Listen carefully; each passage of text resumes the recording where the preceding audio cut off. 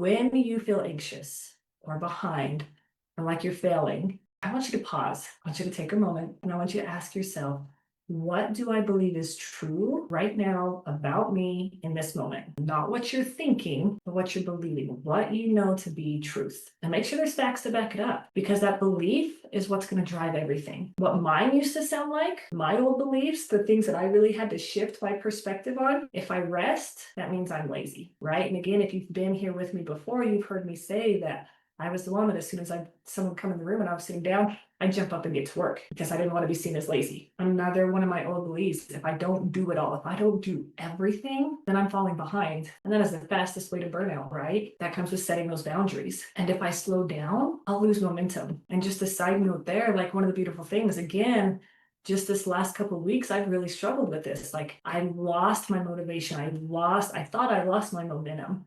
So I took a step back. I took a breath. We went on that vacation, and while I was still kind of working this business on the side, I really took some time to refocus my energy. And it has probably been the best thing that I've ever done because I've come into this week with these new ideas and these new strategies. And I feel like the momentum, even today alone, has taken off, but it came from slowing down. And that old belief told me that that's not okay because when you slow down, that's when things fall apart. But I'm here to tell you right now in this moment, that's not true. The opposite has been true for me. Because guess what? When you have those beliefs, when I had those beliefs, that's when I kept burning out. And it wasn't because my schedule was full, although it was. But that's not the real reason behind it. Instead, it was because I was looking through the wrong lens. I needed to shift my perspective. I needed to change the way I was thinking. You can be doing all the right things and still feel like you're drowning if that belief behind your effort is rooted in fear.